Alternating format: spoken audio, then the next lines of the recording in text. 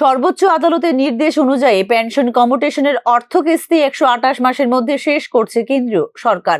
অথচ এই ক্ষেত্রে ব্যতিক্রম ত্রিপুরা। এক্ষেত্রে 180 মাস পর্যন্ত পেনশন কমিউটেশনের অর্থ কিস্তি আদায় করছে রাজ্য সরকার। এই ক্ষেত্রে সর্বোচ্চ আদালতের নির্দেশ অনুযায়ী রাজ্য 128 মাস পর্যন্ত কমিউটেশনের সময়সীমা লাগু করার দাবি জানিয়েছেন গভর্নমেন্ট পেনশনার্স অ্যাসোসিয়েশন। আমরা একটা খুব জরুরি দাবি আমরা রাজ্য সরকারের দৃষ্টিতে নিয়েছি যে আমরা রিটায়ারমেন্টে যাওয়ার পর কমিউটেশন যে অর্থ পায় সেটাকে 15 বছরে কেটে নেওয়া হয়। আমরা বলেছি যে এটা বেশি কাটা হচ্ছে, এতে পেনশনার ও পারিবারিক পেনশনাররা ক্ষতিগ্রস্ত হচ্ছেন।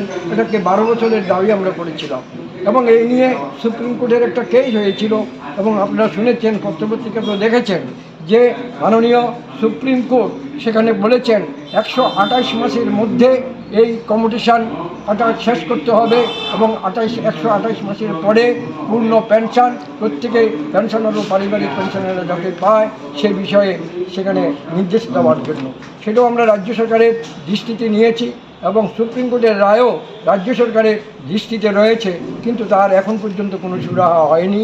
এই বিষয়ে আমাদের পেনশনার এবং পারিবারিক পেনশনারদের মধ্যে একটা এখানে ক্ষোভ রয়েছে এবং তারা অবিলম্বে সেটা যেন দূর করা হয় এবং 128 মাসের কমিউটেশন যেন কাটা কমপ্লিট করা হয় এবং সেটার জন্য বলা হয়। বুধবার রামনগরে আয়োজিত অ্যাসোসিয়েশনের বার্ষিক সাধারণ সভায় অবিলম্বে বকেয়া 22% মহার্ঘ ভাতা এবং মহার্ঘ রিলিফ রিলিজ করার দাবি জানিয়েছেন পেনশনার্স অ্যাসোসিয়েশন।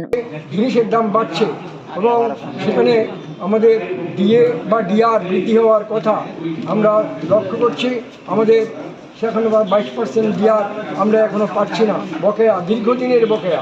এটার জন্য বারবার আমরা রাজ্য সরকারের কাছে অনুরোধ করেছি এবং রাজ্য সরকারকে আমাদের বক্তব্য সেখানে বলার চেষ্টা আমরা করেছি, কিন্তু সেই বকেয়া সেখানে পূরণ করা হয়নি। আমরা লক্ষ্য করে ন্যূনতম 9,000 টাকা মাসিক পেনশন পাচ্ছেন কেন্দ্রীয় সরকারের পেনশনাররা। এই ক্ষেত্রে 1,000 টাকা কম পাচ্ছেন রাজ্য সরকারের পেনশন ভোগীরা বলে জানিয়েছে গভর্নমেন্ট পেনশনার্স অ্যাসোসিয়েশন। অবিলম্বে 8ম বেতন কমিশন গঠন করার দাবিও জানিয়েছেন পেনশনার্স অ্যাসোসিয়েশন। পেনশনারদের বিভিন্ন দাবি দেওয়া নিয়ে ষোড়শ অর্থ কমিশনের কাছে মেমোরেন্ডাম জমা দিতে চাইলে এই ক্ষেত্রে অর্থ কমিশনের পক্ষ থেকে কোনো সুযোগ দেওয়া হয়নি বলে অভিযোগ করেছেন ত্রিপুরা গভর্নমেন্ট পেনশনার্স অ্যাসোসিয়েশনের নেতৃত্ব। Bureau report, news now.